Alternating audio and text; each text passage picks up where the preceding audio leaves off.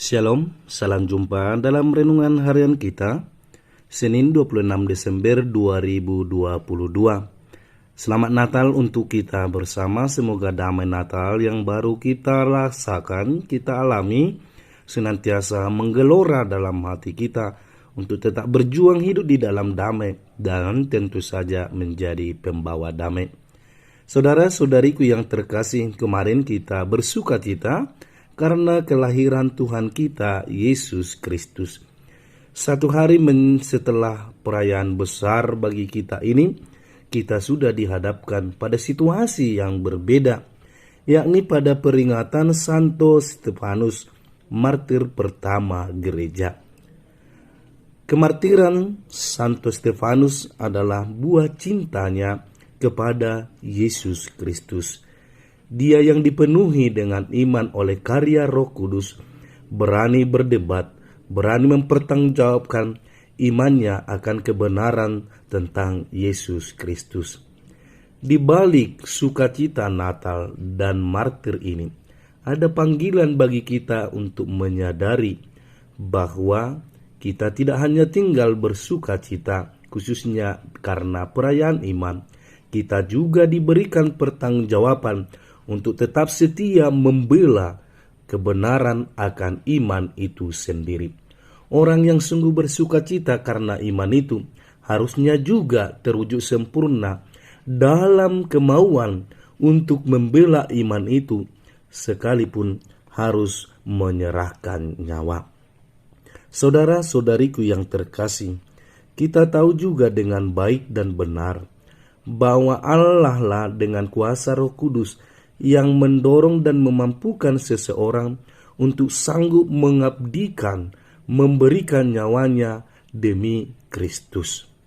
Kuasa Roh Kudus yang bersemayam dalam hati bagi mereka yang setia mendengarnya akan dituntun pada kebenaran sejati. Mereka tidak akan pernah bingung atau juga dikaburkan karena hal-hal duniawi ataupun tawaran-tawaran yang barangkali menyenangkan tetapi menyesatkan. Mereka yang dituntun Roh Kudus akan berjalan di dalam kebenaran, dan kebenaran itu menjadi harga mati, tidak untuk ditawar-tawar. Saudara-saudari yang terkasih, kita juga tahu bahwa kemartiran dari Santo Stefanus tidak terlepas juga dari musuh bebuyutannya, tanda kutip, yakni Saulus sebelum bertobat. Saulus mengizinkan memberi restu untuk menjatuhkan hukuman mati kepada Saulus. Tetapi ingat dengan baik-baik, kemartiran dari Santo Stefanus, buah nyata yang paling besar itu nyata dalam di kemudian hari pertobatan dari Rasul Paulus. Maka saudara-saudariku yang terkasih, untuk kita bersama renungan kita yang boleh kita petuk pada perayaan ini dan juga dari bacaan-bacaan hari ini, saudara-saudara. Pertama, mari kita bersukacita karena iman kita, dan mari juga kita siap menderita karena iman itu. Yang kedua, Roh Kudus akan senantiasa menyertai, menguatkan dan memampukan kita selain untuk berbicara, juga untuk bertindak secara benar di hadapan musuh-musuh kebenaran, di hadapan musuh-musuh Allah. Hati-hati saudara-saudariku, bahwa kehadiran mereka yang menjadi musuh Allah sangat halus, sangat menarik, dan itulah yang membutakan kita.